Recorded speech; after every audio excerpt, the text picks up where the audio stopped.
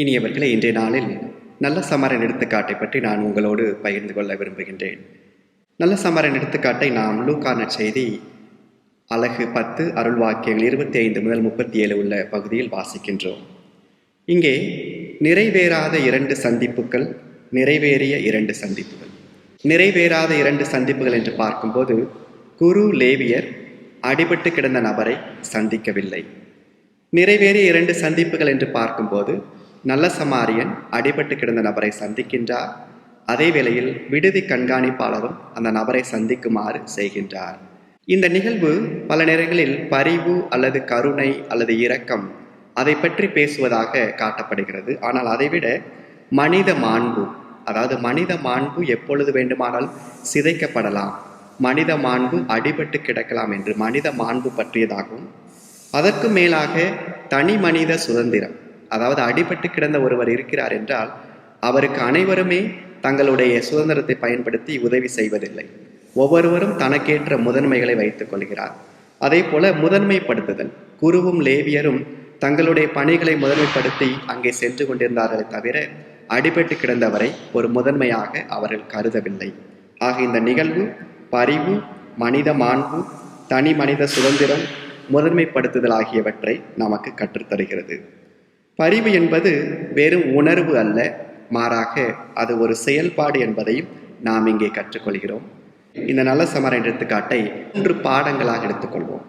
முதலில் ஓட்டத்தை நிறுத்துதல். மற்ற 2 பேரும், அதாவது குருவும் லேவியரும் தங்களுடைய பயணத்தை தொடர்ந்து கொண்டே இருக்கிறார்கள். இந்த நல்ல சமாரியன் மட்டும்தான் தன்னுடைய ஓட்டத்தை நிறுத்துகிறார்.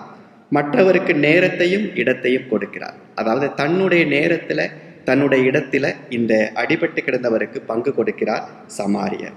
பயணத்தை நிறுத்துவதில் தான் பரிவு தொடங்குகிறது. வேகமாக ஓடிக்கிட்டு இருந்த அந்த 2 பேர் பரிவு காட்டவில்லை. நின்று அவரை பார்த்த அந்த நபர் தான் பரிவு காட்டுகிறார். நிறுத்துவதை இன்றைய சமூகம் கவன சிதறலாக பார்க்கிறது. இன்னைக்கு நம்ம வேகமாக போய்கொண்டே இருக்கிறோம். யாராவது ஒருவர் குறுக்கிட்டால் அவரோட நின்று நம்ம பேசணும் அப்படின்னா நமக்கு அது நேர விரயமாக நாம் கருதுகிறோம். இது நேர விரயம் மட்டுமல்ல, சில நேரங்களில் நாம் மானுடத்தையே விரயமாக்கி விடுகிறோம், மானுடத்தையே இழந்து விடுகிறோம். நமக்கு சில நேரங்களில் ஒரு கேள்வி எழலாம், அடிபட்டு கிடக்கிற ஒருவர், நான் தான் மருத்துவர் இல்லையே, நான் எப்படி அவருக்கு உதவி செய்ய முடியும்? அது ஒரு துறைசார் அறிவு என்று நாம் ஒதுங்கி விடுகிறோம். மற்றவர் நமக்கு தடை அல்ல, ஒரு வாய்ப்பு. இது ஒரு ஆன்மீக காதல் அல்ல, மாறாக இறையியல். ஏனென்றால் நாம் நிற்கும் போது அங்கே அவரில் கடவுளை காண்கின்றோம். ஆக இந்த நல்ல சமாரியன் எடுத்துக்காட்டு தரக்கூடிய முதல் பாடம், நம் வாழ்க்கை ஓட்டத்தை கொஞ்சம் நிறுத்தி மற்றவர்களுக்கு இடத்தையும் நேரத்தையும் தருவது. 2வது பாடம், துன்பம் நம்மை தொட அனுமதித்தல். இன்னைக்கு நம்ம துன்பத்தை பற்றி நிறைய பேசலாம், அல்லது துன்பத்தை பற்றி நிறைய வாசிக்கலாம். துன்பத்தை நாம் அனுபவிக்கலாம். ஆனால் மற்றவருடைய துன்பத்தை நாம் தொடும்போது நம்முடைய வாழ்க்கை மாற்றம் அடைகிறது. அதற்கு ஒரு நல்ல எடுத்துக்காட்டு புனித பிரான்சிஸ் அசிசியார்.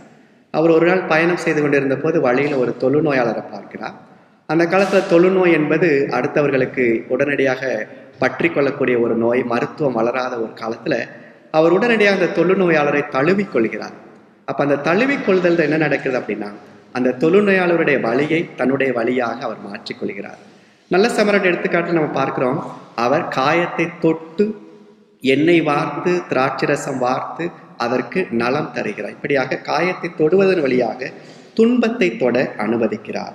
ஆக தொட அனுமதிக்காதவர் வேடிக்கை பார்க்கிறார். கண்ணதாசன் அவர்கள் குறிப்பிடுவது போல, நமக்கு நடக்கிறவரை நடப்பதெல்லாம் வேடிக்கை. இந்த நபர் தொட அனுமதித்ததன் வழியாக, தொட்டதன் வழியாக வேடிக்கை பார்க்கவில்லை, அந்த துன்பத்தில் பங்கேற்கிறார். அல்லது சில நேரம் நம்ம துன்பத்தை காட்சிப்படுத்த நினைக்கிறோம். இன்னைக்கு நம்ம வெளியில் எங்கேயாவது போகிறோம், யாருக்காவது ஒரு பிரச்சனை அல்லது ஒரு வாகன விபத்து அல்லது யாராவது நம்ம பார்க்க போகிறோம் அப்படின்னா உடனடியாக நம்ம அதை ஒரு வீடியோ எடுத்து ஒரு ஃபோட்டோ எடுத்து அதை நான் இங்கே போய் செஞ்சேன் அல்லது இதை நான் பார்த்தேன் என்று அதை காட்சிப்படுத்த நினைக்கிறோமே தவிர அந்த துன்பத்தை நாம் தொட அனுமதிப்பது இல்லை. அப்போ நம்ம அச்சத்தை குணமாக்குகிறார்.